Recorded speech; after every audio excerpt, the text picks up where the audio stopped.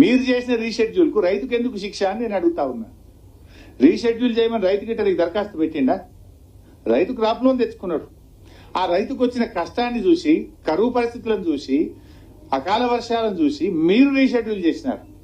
మీరు రీషెడ్యూల్ చేస్తే శిక్ష రైతుకు ఎందుకు? అసలు ఇది ఎవరైనా పెడతారా? అసలు అందరికంటే మోస్ట్ డిజర్వింగ్ రీషెడ్యూల్ చేసుకున్నటువంటి రైతులు, కష్టాల్లో ఉన్నటువంటిది అతను, నష్టపోయినటువంటి వ్యక్తి అతను. ఆ రైతుకు రుణమాఫీ చేయడం అని చెప్పడం అంటే ఇది ఒక రకంగా రైతులకు తీవ్రమైన అన్యాయం చేయడం, రైతుల సంఖ్యను తగ్గించడానికి, రుణమాఫీ డబ్బును తగ్గించడానికి ప్రభుత్వం చేసిన కుట్రగా మేము చూస్తా ఉన్నాం. ఇంకో మాట అన్నారు, ఎవరైనా రైతు బుద్ధిమంతుడు, ఆయన సకాలంలో తీసుకున్న అప్పు కట్టిండి అనుకో, ఆయనకు రుణమాఫీ ఇయ్యమంటున్నారు. కొంతమంది ఏమైందంటే పిల్లలు అమెరికా పోవాలి, బ్యాంకులో లోన్ కావాలని వెళ్తే బ్యాంక్ ఏమంటాడు, నువ్వు 50,000 క్రాప్ లోన్ తీసుకున్నావు, ఆ 50,000 కట్టనే నీ కొత్త బ్యాంక్ లోన్ ఇస్తా, నువ్వు నీ డ్యూ ఉన్నది, నీ లోన్ బ్యాంక్ లో డ్యూ ఉండగా కొత్త లోన్ ఇవ్వను అంటాడు. పాపం ఆ రైతు ఆ డ్యూ కట్టేసింది 50,000, ఇవాళ ఆయనకు రుణమాఫీ రాదంటే ఎట్లా?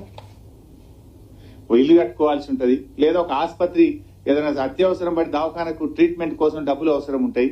బ్యాంకులో ఆయన అప్పు తీసుకోవాలంటే పాత అప్పు క్రాప్ లోన్ తక్కువ ఉంటుంది, 40,000 50,000 కట్టేసి, 1,00,000 కట్టేసి ఆయన కొత్తగా అప్పు తెచ్చుకుంటే నువ్వు ఆల్రెడీ క్రాప్ లోన్ కట్టేసినావు కదా, నీకు రుణమాఫీ వర్తించదంటే ఎట్లా? ఇది కూడా ఆలోచించి, ఇది ఎందుకంటే రైతును పాపం సానుభూతితో చూడాలి. రైతులు ఆయన ఈ పీరియడ్, మీరు అన్న పీరియడ్ లో కట్టి ఉన్నా కూడా క్రాప్ లోన్లు ఇచ్చిన మాట ప్రకారంగా రుణమాఫీ చేయాలని చెప్పి కూడా మేము కోరుతా ఉన్నాం. ఇంకో మాట ఏమన్నారు, జేఎల్జీ, ఎస్హెచ్జి, ఎఫ్పిఓ కౌలుదారులకు రుణమాఫీ వర్తించదు అన్నారు. Joint liability group, self help group, farmer producer organisation, ఇవి నిజానికి వీళ్ళని బాగా ఎంకరేజ్ చేయాలి. ఇందులో ఎవరుంటారు ఎక్కువ? ఇందులో ఉండేటువంటి 4 గ్రూపుల్లో దళిత రైతులు, గిరిజన రైతులు, బలహీన వర్గానికి చెందినటువంటి రైతులు, చిన్న చిన్న కమతాలు ఉన్నటువంటి రైతులు ఇందులో ఉంటారు. వాళ్ళు ఏం చేస్తారు, అందరూ ఒక గ్రూప్ గా ఏర్పడి వాళ్ళు పంట పండిస్తారు. అసైన్ ల్యాండ్స్ ఉంటాయి ఇందులో. దళిత గిరిజన రైతులు, చిన్న కమతాలు ఉన్న రైతులు ఒక సంఘంగా ఏర్పడి, ఒక గ్రూప్ గా ఏర్పడి వాళ్ళు సాగు చేస్తారు. నిజానికి ప్రభుత్వాలే ఎంకరేజ్ చేసినాయి. రాష్ట్ర కేంద్ర ప్రభుత్వాలే మీరు ఎఫ్పిఓలు ఏర్పాటు చేసుకోండి, మీరు జేఎల్జీలు ఏర్పాటు చేసుకోండి అని వ్యవసాయ శాఖ అధికారులు, రాష్ట్ర కేంద్ర ప్రభుత్వాలే వాళ్ళని గ్రూపులుగా ఏర్పడమని, మీరు ఉమ్మడి వ్యవసాయం చేయండి అని ప్రభుత్వాలే ప్రోత్సహించినాయి. మీరే ప్రోత్సహిస్తారు. మీ మాట విని గౌరవించి వాళ్ళు జేఎల్జీగా, ఎఫ్పిఓగా సాగు చేసినందుకు మీకు రుణమాఫీ వర్తించదంటే ఇది మీ మాట విన్నందుకు శిక్షణ? మీ మాట విన్నందుకు మీరు రైతులకు వేసే శిక్ష అని అడుగుతా ఉన్నాను నేను. అందులో ఉన్నది దళిత వర్గాలు, గిరిజన వర్గాలు, బలహీన వర్గాల రైతుల పట్ల మీకుండే ప్రేమ, ఇది సరి అయిందా అని నేను అడుగుతా ఉన్నా. ఈ నిబంధనను తక్షణమే ఉపసంహరించుకొని వారందరికీ కూడా రుణమాఫీ వర్తింపజేయాలని బీఆర్ఎస్ పార్టీ డిమాండ్ చేస్తా ఉంది. Let me complete. అరే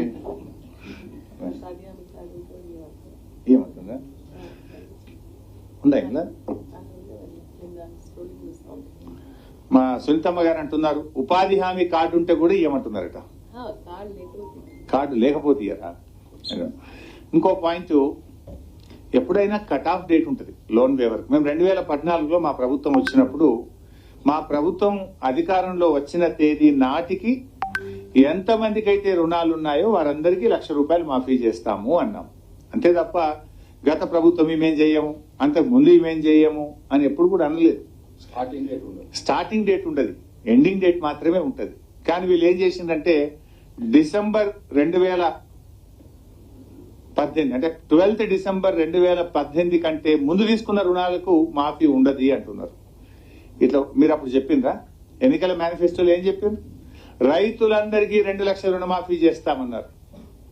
రాష్ట్రంలో 2 లక్షల రూపాయల వరకు రైతులందరికీ రుణమాఫీ చేస్తామన్నారు. కానీ ఇప్పుడు ఏమంటున్నారు? 12th డిసెంబర్ 2018 కంటే ముందు తీసుకున్న రుణాలకు వర్తించదు అంటే ఇవాళ కొంతమంది రైతులకు కోత పెట్టడమే కదా ఇది. అప్పుడు ఆ రోజు మేము ₹1,00,000 మాఫీ చేసినాం. ఎవరైనా 1,00,000కి పైగా తీసుకున్న వాళ్ళు ఉంటే వాళ్ళకి మాఫీ జరగద్దా? ఆ రోజు మేము ₹1,00,000 వరకు ఉన్న రుణాలన్నీ మాఫీ చేశాం. మీరు 2018 డిసెంబర్ కంటే ముందున్న వాళ్ళకు రుణమాఫీ వర్తించదు అనే నిబంధన కొంతమంది రైతులకు ఇది తీవ్రమైన అన్యాయం జరుగుతుంది.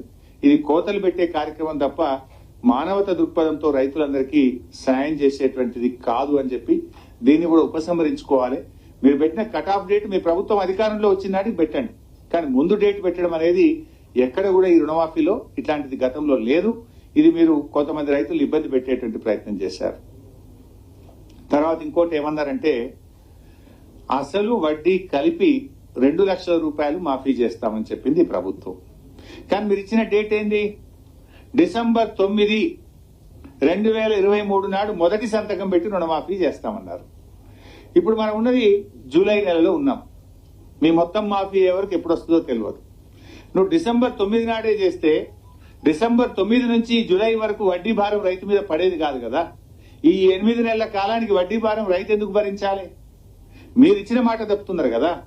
అందువల్ల మేము ప్రభుత్వంతో కోరేది డిసెంబర్ 9, 2023 ప్రామాణికంగా తీసుకొని మీరు ఏ మేనిఫెస్టోలు అయితే పెట్టారో, ఏ బాండ్ పేపర్ మీద అయితే మీరు రాసి ఇచ్చారో దానికి మీరు కట్టుబడి ఈ రుణమాఫీ చేయాలి. ఆ డిసెంబర్ 9, 2023 తర్వాత ఉన్న వడ్డీ కూడా రాష్ట్ర ప్రభుత్వమే భరించాలని చెప్పి బీఆర్ఎస్ పార్టీ డిమాండ్ చేస్తుంది. డిసెంబర్ 9, 2023 నాటికి అసలు వడ్డీ కలిపి 2 లక్షలు. ఆ డిసెంబర్ 9 నుంచి ఏ రోజు వరకు అయితే రుణమాఫీ ఆలస్యం అవుతుందో ఆ రోజు వరకు అయ్యే వడ్డీ కూడా రాష్ట్ర ప్రభుత్వమే భరించాలి. అది మీరు రైతులకు ఇచ్చిన మాట, అది మీరు ప్రభుత్వంగా ఎన్నికల ముందు ప్రజలకు ఇచ్చిన మాట.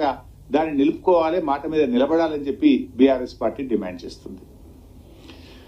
ఇకపోతే రైతుల పట్ల ఇందులో 4.13 ఇలా కొంత బాధ కలిగేది ఏంటంటే